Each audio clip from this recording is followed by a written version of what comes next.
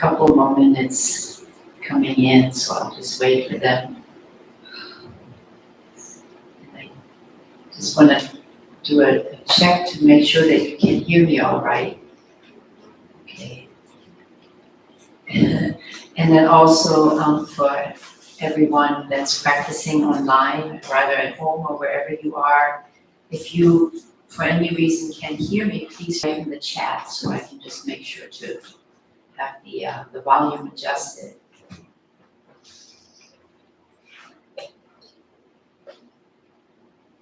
Yeah, thank you for writing in, that's wonderful. So it's good to see you again. I see a lot of familiar faces and some new faces, so welcome to you all.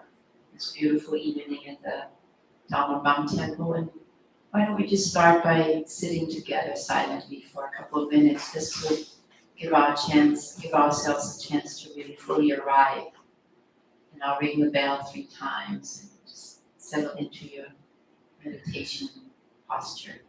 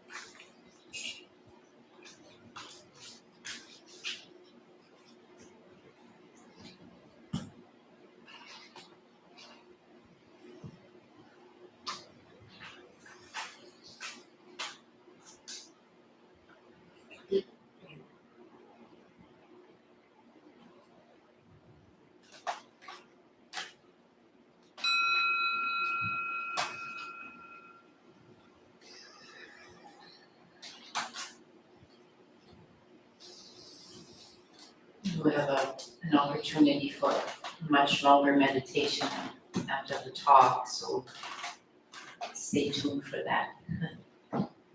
So it's a class on Buddhist mindfulness on Wednesday evenings, and again, it's so nice to see you all. Thank you for showing up at the temple for this meditation and guidance in Buddhist mindfulness.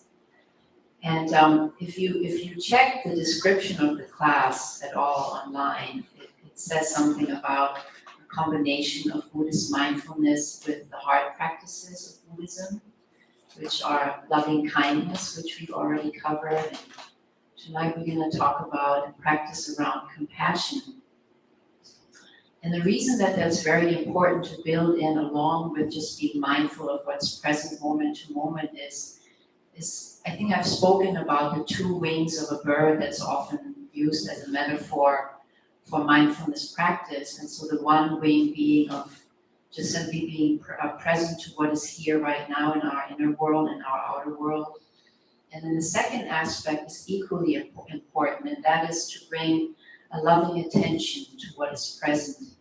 In other words, instead of judging what is present inside of you, or maybe sounds or whatever people that you're interacting with, to just bring a loving attention to what's here. And so the same with compassion, that I would like to dedicate this talk to this evening. And so a lot of you might have heard about Helen Keller. She's an American author and disability rights advocate who lost her sight and her hearing at age 19. And she said that although the world is full of suffering, it's also full of the overcoming of it. And so at the heart of Buddhist compassion practice, and really any compassion practice, it doesn't have to be Buddhism, is really this invitation to turn towards suffering. And that in itself, if you think about that for a moment, is a really radical act, because normally when we ourselves experience suffering, or when we turn on the news and there's suffering, oftentimes we just want to turn off the news, or we get distraught, we feel despair, and we just want to shut our minds off and not have to face the suffering. So that in itself is already such a radical act, to open one's heart and let in the suffering of the world, and let in one's own suffering, and just create space in one's heart for it. And I think that's, well, this is my opinion, but I feel like that's especially so in a society such as the US, that really hasn't even come to terms with its own history of genocide and even slavery. As you probably are very aware, that that is in the news a lot, and there's a lot going on, a lot of tension around that. And so it really perpetuates the suffering of systemic issues in the society by not having a willingness or a courage to face what happened, or to face what's happening in society.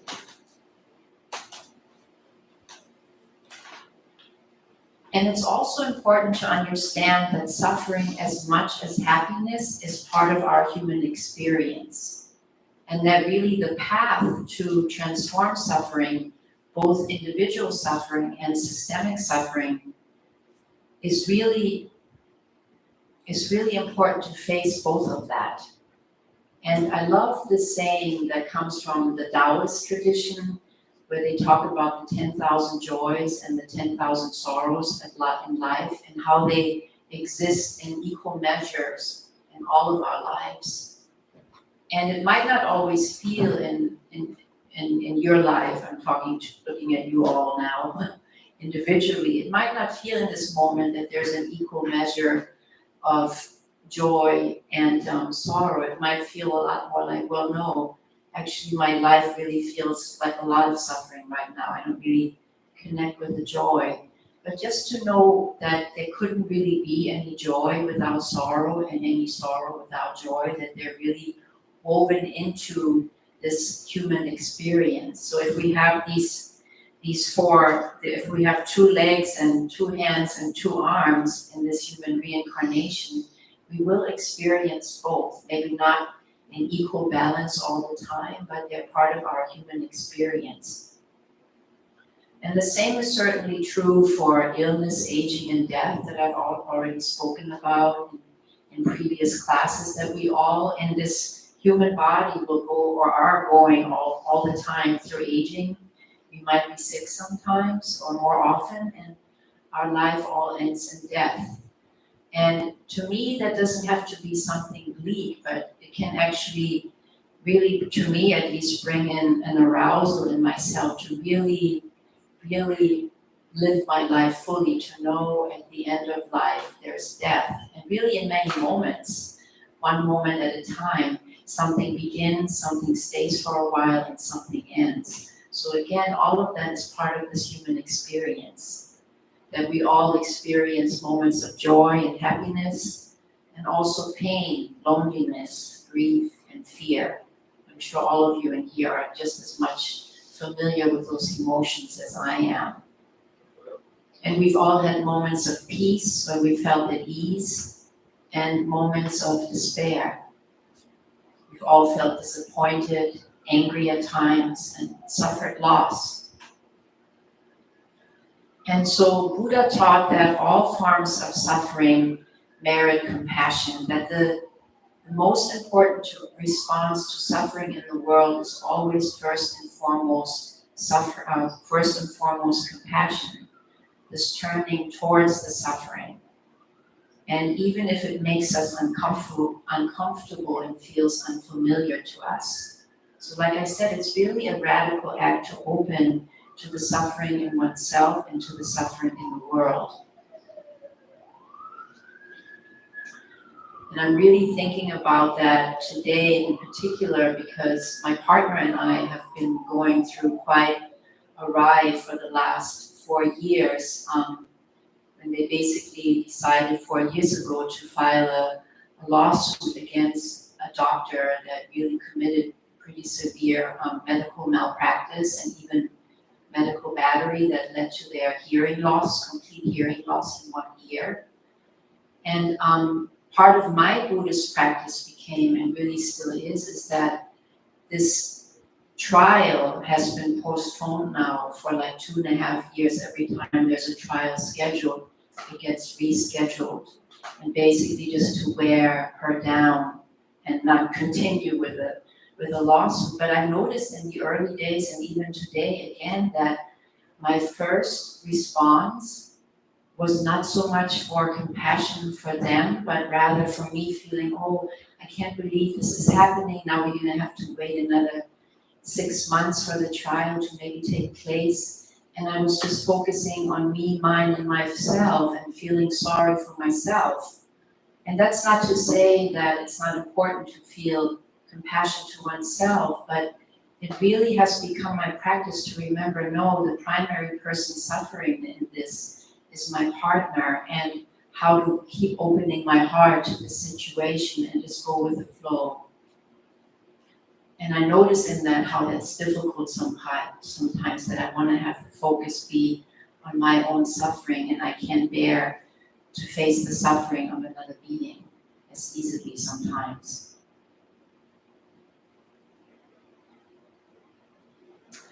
So turning our attention towards the suffering of another being, we then begin to sense the challenges and sorrows of every human life.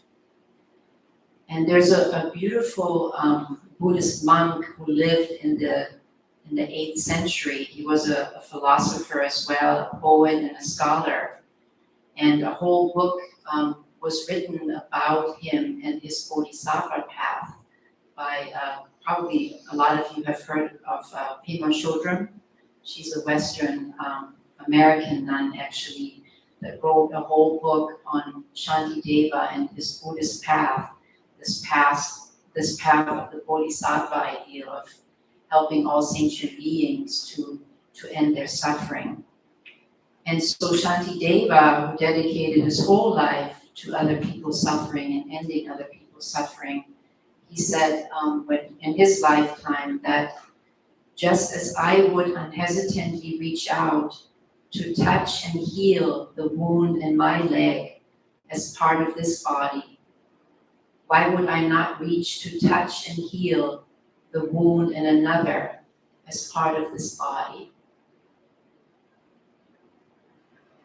So that's a really high call and a really high practice, but just to know that we can set an intention, we can set such a high ideal for ourselves as long as we then don't get, judgmental when we can't meet that intention all the time.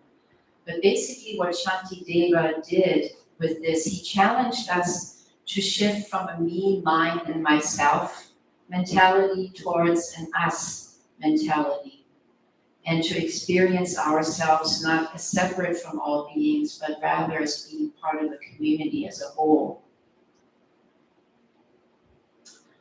And some of you might have heard of Swami Satchidananda. He's a famous Indian guru who taught yoga in the West. And when he would give a talk, he would ask his students what the difference between illness and wellness was. And so he would write these two words on, at that time still on a blackboard. He would write illness and wellness. And in the word illness, he would circle the I. And in the term wellness, he would circle we.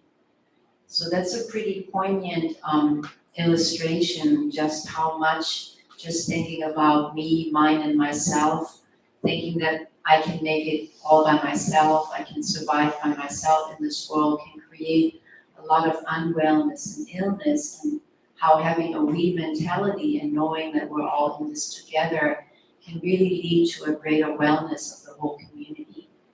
And I think even just coming together here and meditating on a beautiful night, whatever nights you normally come here, even just meditating in stillness, I think we all feel the power of just sitting and being in community rather than just sitting by ourselves. I often find that when I go on a meditation retreat that I can sit a lot longer just because I know, oh wow, there's another 50 people around here, and it gives me energy, it gives me more discipline for my practice. And I think we can all sense that we mentality and how that leads to a lot of goodness and wholeness in the world as a whole. So Shantideva really was encouraging us to basically say, why would we not want all beings, all communities, all groups of people to be free from suffering? It's a really good question to pose oneself. That we really have this continued delusion, at least a lot of us, that we can exist as separate selves in this world, and not understanding that our happiness really is tied in very deeply with everyone else's happiness.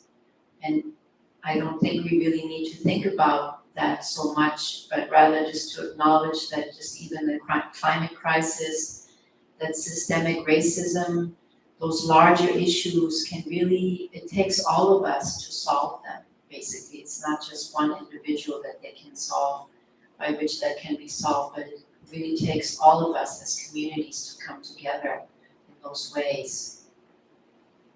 So I spoke of Shantideva and just wanted to briefly just say, because I spoke of a bodhisattva ideal. And so the bodhisattva in Buddhism, especially in Mahayana Buddhism, the sect of Buddhism, is a being who forsakes their own enlightenment for the sake of everyone else and makes a vow that rather than going all the way on their Buddhist path towards enlightenment, they basically wait until all beings are enlightened, until all beings are released from suffering. And I think again there's that acknowledgement that really our suffering cannot really end before everyone else's suffering is relieved. That our happiness is very deeply tied in with everyone's happiness. And just sometimes even imagining living in a society where all people take a bodhisattva vow and act accordingly is a very beautiful thing. And I'm sure that there wouldn't be any wars and that hatred would come to an end. So it's an ideal, but it's something that we can intend to live by for the benefits of all beings, not just for ourselves. And I often say, or even before I have a sit, I sit down and I often say, may this meditation be for my benefit and for the benefit of all beings. And that's a very beautiful intention to set before one's meditation practice starts. So again, in cultivating compassion, we learn to go beyond our own suffering. And we see our own suffering intimately tied in with the suffering of this whole earth. And we see ourselves reflected in everyone. So for example, when we think of someone homeless or not housed, maybe in this moment we have a home, but perhaps we feel like we don't belong in some way. Or maybe we're not impoverished financially at this moment, but perhaps we feel lacking in other ways.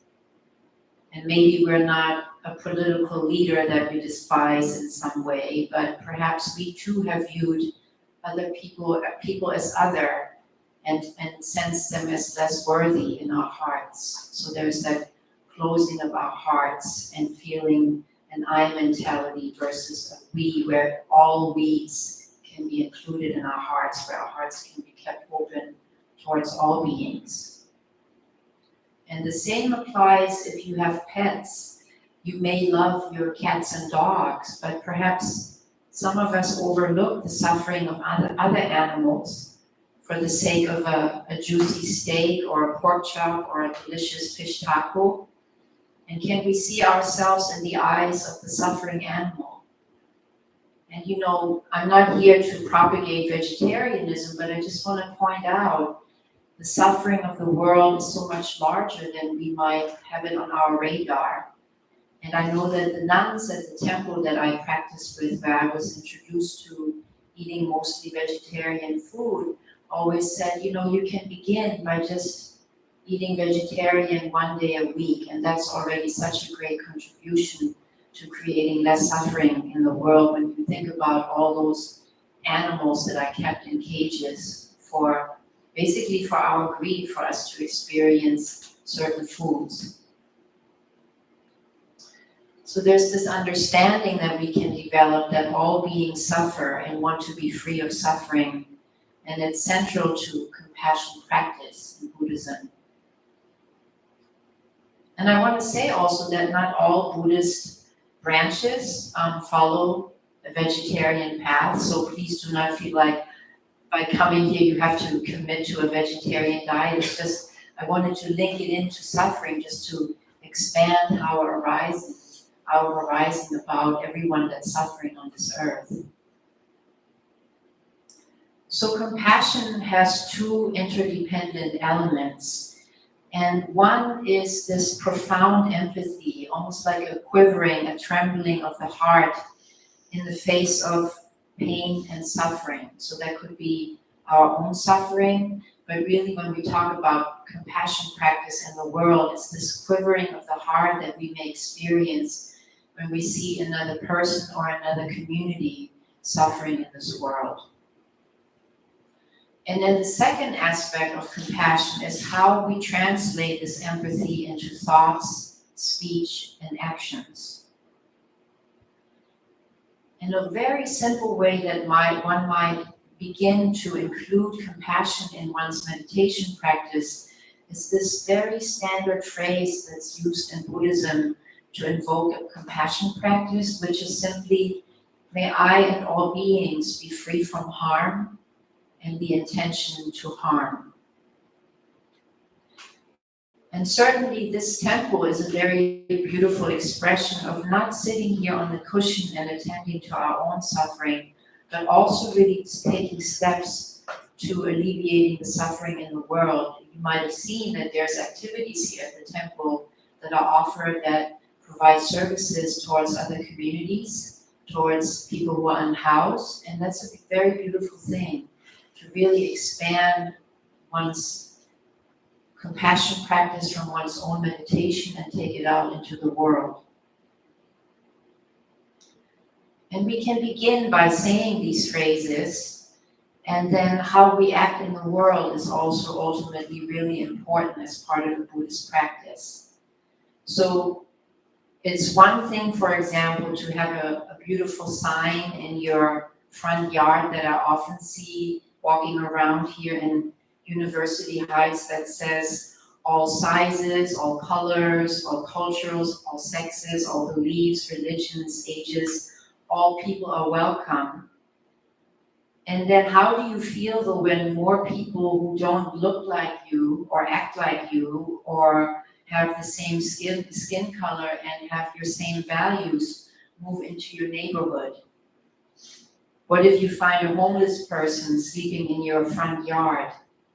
How welcoming are you then going to be towards that person? So it's not to say that we're all perfectly compassionate and would open our door to anyone who's homeless or have no challenges, being around people that have different values or look different or practice a different religion, but it's just an invitation to sort of expand our horizon, expand our heart of compassion to include more and more people over time. And when I walk across the Poetry Bridge from University Heights into Hillcrest, into the mall that has Trader Joe's, there's this beautiful saying by Dr. Martin Luther King Jr. that I always pause and just reread it because it's one of my favorite sayings, and it simply says, "Every man must decide whether he will walk in the light of creative altruism or the darkness of destructive selfishness."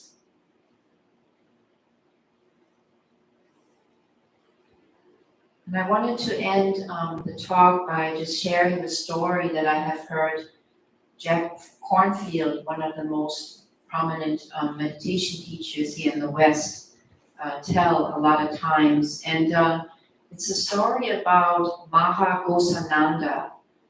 And he was a very revered Cambodian Buddhist monk who was also the head of Cambodian Buddhism during the Khmer Rouge period and the post-communist transition. And so for any one of you that might not be familiar with the Khmer Rouge, they were the Communist Party that ruled Cambodia from 1974 until 1979 and committed genocide towards hundreds of thousands of people whom they perceived as political opponents and minority groups. And I just recently found this statistic where it said that 2 million Cambodians were murdered, which was about 25% of the Cambodian population at the time. So it's a pretty stark number. And so Maha Ghosananda, the father of Cambodian Buddhism at that time, was invited to come to a refugee camp right across the border with Cambodia and Thailand. And there were thousands of Cambodian refugees that had all seen horrible atrocities committed in their villages, might have seen their whole villages burned down, might have had family members shot in front of their own eyes. So as you may imagine, they were just simply filled with suffering, and there was, a lot of them, no hope left about life. So Maha Ghosananda was invited to come and say a few words to somehow help restore at least the belief in religion, in Buddha, because most of Cambodia to this day is very heavily Buddhist. And so the monks that had accompanied him to the refugee camp and that had sort of quickly put together an outdoor altar, a very simple altar, they wondered, well, what could Maha Ghosananda possibly say to these thousands of people that have suffered so much, that have no hope left? And so Maha Ghosananda just basically looked out on this crowd of thousands of people for a long time, just with very loving and compassionate eyes. And after a few minutes, all he really did is he put his palms together and he chanted over and over again the words of the Buddha in Cambodian, and I don't speak Cambodian, so what he said was simply, "Hatred does not cease by hatred, but by love alone is healed. Hatred does not cease by hatred, but by love alone is healed." And he just kept chanting that over and over and over again. And after a while, it seemed like a few people's faces at least became more relaxed. Some of them even had a little bit of a half smile. And he just sensed that there was this, at least a beginning of where people felt, okay, I'm reconnected to my tradition, I'm reconnected to my spirituality, and I can somehow see a path forward, even in the midst of this tremendous suffering.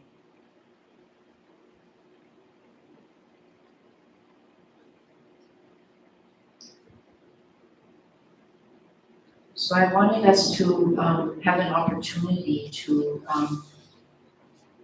experience a meditation centered on compassion. So just simply would like to invite all of you to find a posture that feels where you can be alert and relaxed at the same time for the next 20 minutes or so. And if you've had a very hard day, if it's been challenging and you want to just give yourself that gift to lean back in your seat, that's perfectly fine. You don't have to sit at the front of your seat. It's helpful to have the back at least somewhat straight to stay present to your meditation practice.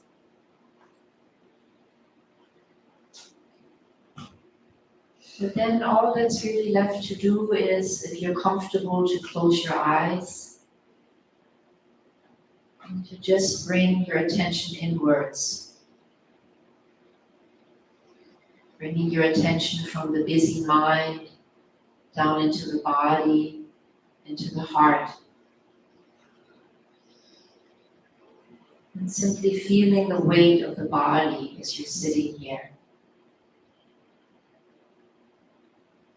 Relax as best as you can. You might take a moment just to intentionally or invite your eyes and facial muscles to relax. Your neck and shoulders to soften.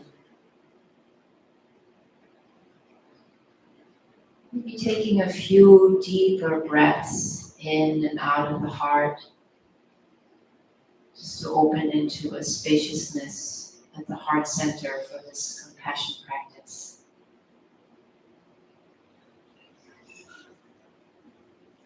With each breath, feeling the aliveness inside the body that this breath represents. You're alive in this moment, you're breathing.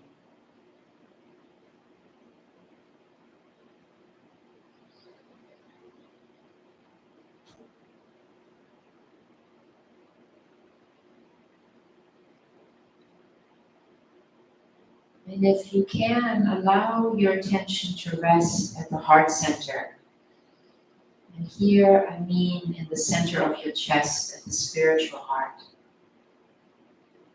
Just see if you can rest your attention here as you notice the rise and fall of the chest with each breath.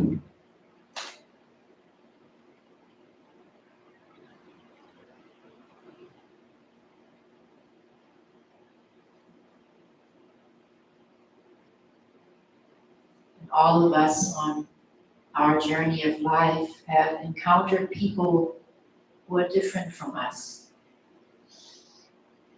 whom we may have difficulty with. Maybe they're hard to understand, or even hard to be with.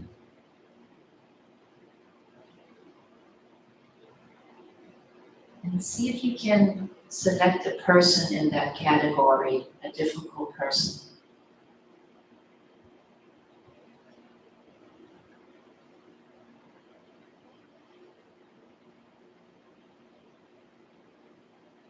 Get a sense of that person, maybe seeing an image of them, or just feeling them in your heart. And see if you can gaze at that person with a heart of wisdom.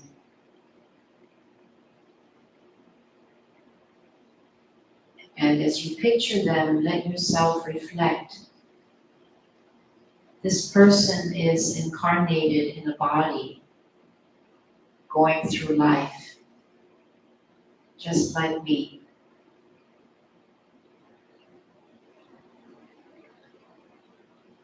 This person was once a small child, a little vulnerable child, just like me. You can be aware of all the feelings and emotions that arise with each of these reflections. This person has had happy times in their life, just like me. This person is creative, just like me. This person has loved someone, just like me. This person's heart has been broken, just like me. This person has their measure of sorrow and sadness, just like me. This person has been hurt and disappointed, just like me. This person has been confused by life, just like me. This person has known physical pain, just like me. This person will be young and old, friend and enemy, just like me. This person has regrets, just like me. This person wants to be loved, just like me.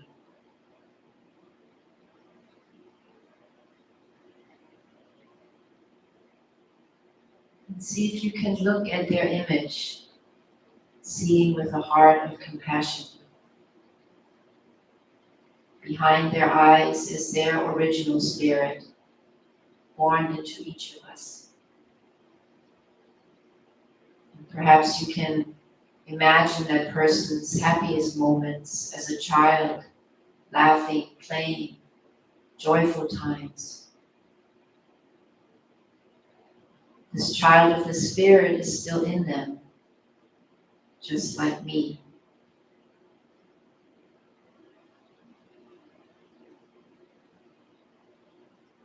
And as you gaze at them in your mind's eye with the heart of wisdom, you realize this person wants to be happy, just like me.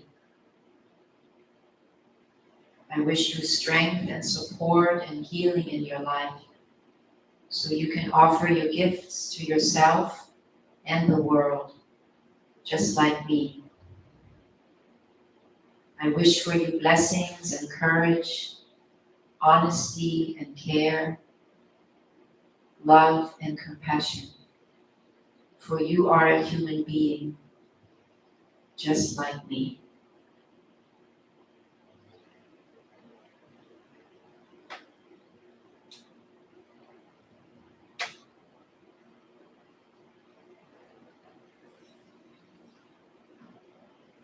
And as you reflect, as you see with the heart, notice how this practice is changing how you hold this person, and also how you hold yourself. And just inviting all of us to come into several more minutes of silent meditations as we practice here together and individually in silence.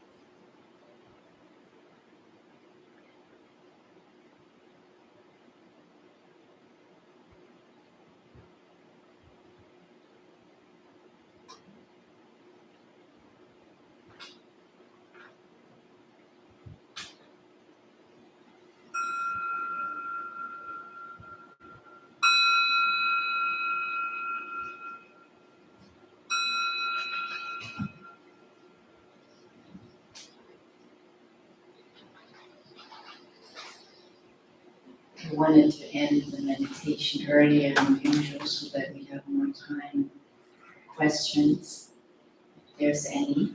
We have 10 minutes. Gone over time a few times, so in respect to the temple. Anyway, I just wanted to also say that I have neglected to encourage people online to ask questions, and I don't even think that I checked the chat last time, so please, if you have any questions that you want to post there, feel free. This is the time to do that. And then the same here, if anyone would like to ask a question or to reflect or share anything about tonight's practice, it's welcome. It's all welcome.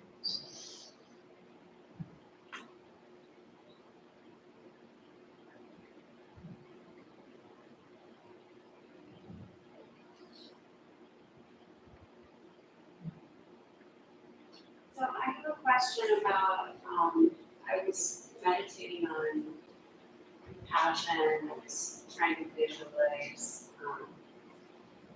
my conception about how that looks. I had heard something, I'm not sure if it was here at the temple or if it was somewhere else, about the difference between sympathy and compassion. And that compassion was different somehow. So, what are your thoughts? Yeah, so in case people didn't hear the difference, the question is about, is there a difference between sympathy and compassion? And I feel that for one with sympathy, it could be more of a separation where you're feeling, oh, this poor person, and I feel sympathetic for them. And I might even get involved in feeling, oh gosh, and they're suffering, and what does this mean to me, or how can I help, or this poor thing, And then with compassion, it's more like I was saying, this quivering of the heart, this acknowledgement that there is a suffering being, and just to simply wish them to be free from suffering, but there's not sort of a self-involvement in it. I feel like this visceral sense of separation when there's a sense of sympathy, like if you pass a person who is unhoused on the street and you're feeling, oh, that poor person, but there's sort of a separation where I'm this person who lives in an apartment and this person, poor thing, is living on the street. And so there's I don't want to say an ego, but sort of a sense of separation. And then with compassion, it's just really opening one's heart to the suffering without being swept away by the suffering. I think that's maybe the key. Where we can simply, I have a friend that does this really well all the time. People come to her, and I think she's like a magnet for them. People come to her and share their sorrows. And she would say, you know what, I'm really so sorry that this is happening to you. May you be free of the suffering. But there's not a sense of taking that on or feeling overwhelmed by it, but simply this open, quivering heart that can acknowledge this person is suffering, and I wish you could be free from the suffering. So I'm not sure if that's really it. When I was saying it, it didn't sound quite right, but I think the main gist with compassion is not to be swept up by another person's suffering, but you just simply know, wow, this community is really suffering, or this person is really suffering right now. Is there anything that I can do to help? But it's not like, oh my God, I'm feeling so overwhelmed. I can't believe this person is suffering in this way, and I can't deal with this. I just want to walk away and not face it. With a real sense of compassion, you can open your heart to it, but you don't have to be swept away by it. To me, that's the main difference. And other people might have other viewpoints or suggestions, and they're welcome as well. Obviously, if you want to add something to that. Did that help at all, or? Yeah. I'm kind of like working through what it looks like. So Yeah, Because it is really important. And, yeah. I think what I shared earlier about my partner and facing the outcome of the trial being postponed again and just seeing them just really, not distraught, but just really upset. And I could see that a part of me, instead of just having an open heart and wanting to offer compassion and saying, you know, it's gonna be okay, we're in this together, there was this sort of, oh, you know, I feel really stressed by this too. You know, I might be sympathetic, but I can't really hold space for this right now because this is impacting me as well. Whereas with compassion, you could just simply sense this person is suffering right now, this person is going through a hard time, and leave your own reactions out of it and not be impacted by it in a way so that it distracts from just opening your heart to that person. So, yeah.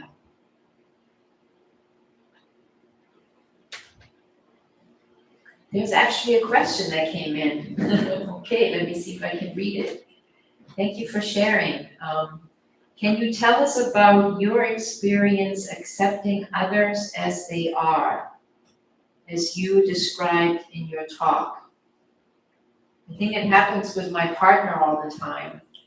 There's a lot of triggers there that come, and fortunately we're both Buddhist practitioners, and just to know, in this case, I'm using us as an example, that our personalities are so different. And I remember that oftentimes I would think, well, the way I feel about something, that's superior, or, you know, they're not really seeing it quite right. And then really learning together that all perspectives and what they have to offer is oftentimes wisdom, whereas for me it's more the compassion. And to really see that very clearly, how whatever we have to bring to the table is valuable and appreciated if we can learn to view it in that way. And so to me, accepting has more of a flavor of tolerance, but I think to me it's more that really knowing that every person has to bring something to the table that adds to the richness of our interaction, if it's a personal interaction or if it's a community interaction, that all opinions and beliefs are equally valuable, and that's easier said than done. But I think there comes a place, at least in my own practice and in my own being, where that's really begun to sink in as a truth, and I'm experiencing that more and more. And where I'm beginning to see if something in the other person or in the other community feels challenging, be it a different religious belief, I can still investigate or maybe educate myself and know that's coming from a place, for example, in this example of religion, rooted in the wisdom of that tradition, and to have a reverence for that. And that feels important, and that's sort of where I'm at with it right now, and that's really all I can offer. So I don't know if it answers that question. I don't see you, unfortunately, so I wish we could have a dialogue about it so you can tell me where you're coming from more, or what your experience is with that. But I hope that I could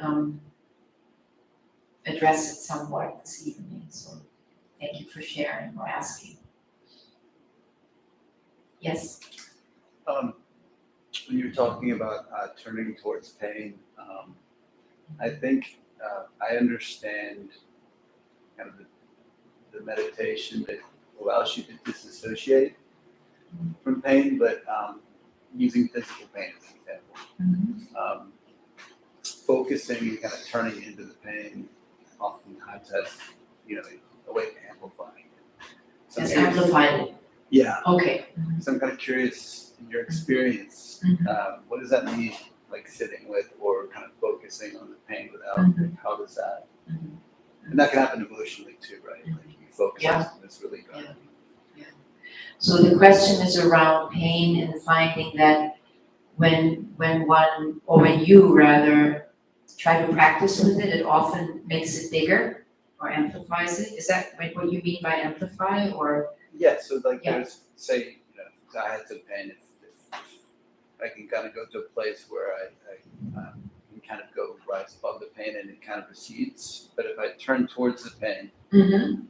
it can kind of be like a fire that kind of continues to grow hotter and hotter and hotter. I see. Right? Yeah, so the metaphor of a fire, of turning to pain and feeling it becomes bigger, the flames get, If Fire like, out. we turn towards it, I guess when maybe you turn towards the it. language would be saying when you kind of like turning towards the pain or Yeah, sitting with the pain. yeah. I don't really understand the part where you can kind of really sit with the pain Mm-hmm. and give it your full attention Mm, and it not grow. okay. So how to sit with pain without it growing. The way I've practiced with it, just based on the teachers that I've practiced with in the Western Buddhist tradition, on the many retreats long retreats that I've practiced at, because when you sit longer, there's a lot of pain that arises in the body. So I have had that experience a lot. And the suggestion simply is not only to turn away from the word pain, but rather the suggestion is to bring the attention more fully in the body and actually investigate whatever you label as pain, what are the body sensations. So for example, is it a stabbing in the shoulder or a stabbing in the knee, or is there pressure in the heart? Is there tightness or stiffness? So kind of going away from labeling as something as pain and rather saying, okay, let me investigate when I say it's painful in the body right now, what is actually happening in the body? And to just notice, okay, there's a stabbing, there's a tightness, there is maybe heat, there is pressure. And a lot of times I've noticed that just by bringing the attention into the sensations, I can watch them over an extended period of time. And they might decrease, they might increase, they might change into something else. So a tightness might all of a sudden open up and feel like a loose, like a lightness. And something that I felt sort of unaware of can all of a sudden turn into a tightness. And I think the Buddhist lesson here really is to observe how everything in the body, in the mind, keeps going through a process of change, continues to change over time. It's never the same. And that's really sort of the gist what the Buddha talked about when he talked about suffering and the end of suffering, just to really know and learn, begin to know through meditation at a visceral level that everything is in a constant process of change. And I feel like when we label something as pain, that already kind of makes it a solid entity versus, okay, what's actually happening in the body, what's flowing through me at the moment. And, the goal really is not to make it less or to prevent it from making it bigger, but just really bringing a kind attention to what is happening. I feel like you're pondering that, and you might want to say more about it, and that's fine. That makes sense. Makes sense? It's just a suggestion, it's just how I've practiced with it from what I've been, told by teachers, and it feels like, that feels really helpful especially in my longer meditations on retreat, when pain really becomes present and I notice, wow, yeah, this body is painful, it's part of the human incarnation that this body experiences pain. And what are actually the sensations that I label as pain? It's a helpful practice to me. You might want to try it. I don't know if it could be helpful to you. So, thank you for asking.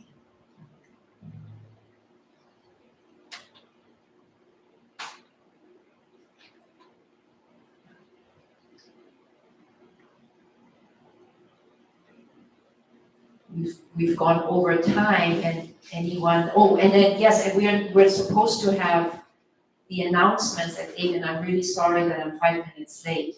I forgot about the announcements, and I know you want, it's time for the announcements, and then if anybody still has a question, I don't have to rush off to some other place. So you're invited to stay if you wish to, but I think we should go ahead and do the announcements now. Yes, thank you for standing up. Hello, everyone. I am tonight's host, Carol.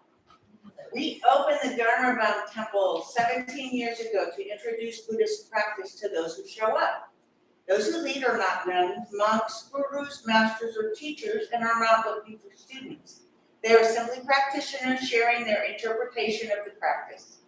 Every night we have different classes led by different people from various Buddhist traditions. We have a recovery sangha that meets several times a week for anyone battling addiction. And our food redistribution program is every Thursday at 5 p.m.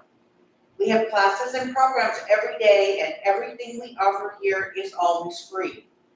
The full schedule is on our website and also posted in the entryway above the shoe rack. We also have a lending library. If you see a book you like, feel free to borrow it, then bring it back whenever you are done with it. Please straighten your seat or cushion before you head out. If a few people could stick around and close and latch the windows, that would be really helpful. We really want to thank you all for being here. It's just marvelous to see so many people on a Wednesday night, and we wish you well and hope to see you all again. Thank you, Carol. Thank you, Carol. That was very beautiful. Thank you. Yeah, so just wanted to check one more time if there's any other remaining questions before we all head out. So lovely to see you all. Yes. I thought it was really beautiful in the talk when you mentioned about just it not being about ourselves, me, I, and like turning to the we. And I think in a way it takes pressure off of the weight that we might sometimes carry when we're just so focused on ourselves and our lives. And when you take that moment to kind of like broaden the perspective and broaden the scope and see it from another person's perspective, or just kind of get out of your own way and see that it's so much larger than just you, it loosens that grip. But I also wonder if there's such thing as giving like too much compassion. I don't know if it's possible, like too much compassion, too much love towards others or other situations where like you're not giving it to yourself first. Like where is kind of that line of so you have to love yourself in order to love another, have compassion for yourself in order to have compassion for another. So I don't know, sometimes I may feel that I'm giving, too much like compassion, love to others that I'm forgetting to give to myself. But maybe sometimes there's some like fog and smoke there where like in those times where I think I should be tending to myself is really when I should be reaching out a hand outward. So I'm curious if you have any like insight to there's such thing as like giving too much, compassion to others where you're not listening to yourself. What do you think? Not insight as much as life experience. Very much I relate to what you're raising. I think it's very important. I used to be a social worker for many years, and social workers, at least in my opinion, are kind of notorious for lack of self-care. And I think for many years, at least part of it, that was happening for me. I was just sort of this all-giving person all the time. And for a lot of social workers anyway, that type of care, selfless giving all the time leads to burnout sometimes. And so there needs to be, as you say, a balance. There needs to be, as the Buddha would say, a middle path between taking care of one's own needs and filling our own cup, and then having the capacity to go out and give in the world.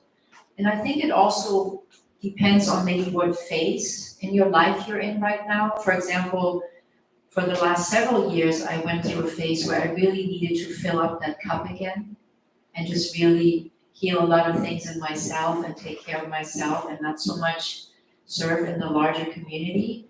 And now it's shifting again, and now I'm going through a new phase where it feels really wonderful and I feel strengthened to share again. And I think that's very important. there's some people that are just ultimate bodhisattvas, and they really, dedicate their whole lives, and do that selflessly all the time and never feel depleted by it. There's people like that. I'm not one of them. So I just want to acknowledge that, and I think that your question is really, really important. And you will know, I think you will know inside of you when it's time to withdraw a little bit and attend to yourself first, and when you feel like, oh, I'm having spaciousness, I'm feeling open again, I'm having enough energy, what would I like to dedicate my life to in terms of the cause out there? I think your inner wisdom will tell you that. So I'm pretty sure, knowing a little bit what I know about you when we had the talk last time outside, I have great confidence in you. Yeah.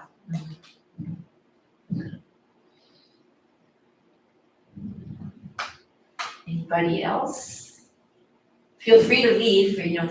Nobody's trapping you here. The door is wide open, so you can leave anytime. Thank you so much for coming tonight. It was really wonderful to be here and practice in community, and I hope you have a safe rest of the night. Drive home or walk home or take the bus home safely, however you made it here. Have a good night. Thank you.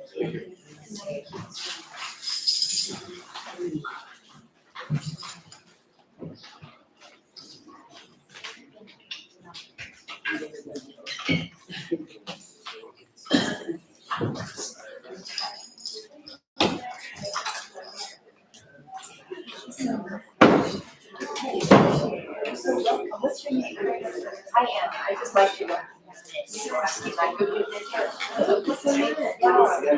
My sister first. My sister is here.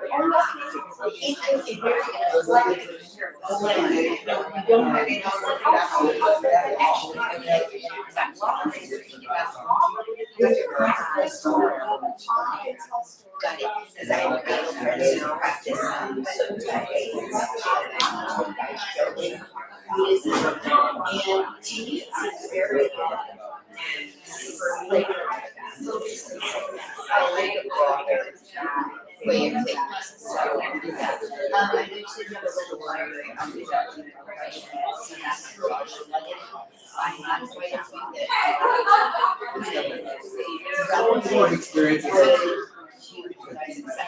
Okay,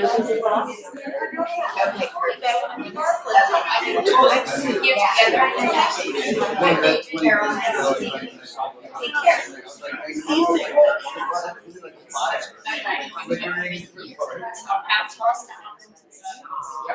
You really more into it about versus passionate, suffer together. Yes. Oh, right, the call. She was talking about the way she brought out the we versus the I. That was kind of like making So myself. where you go, able to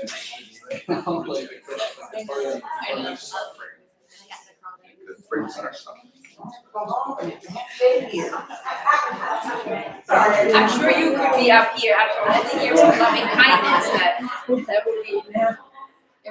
I'm a slow learner. Well, so am I.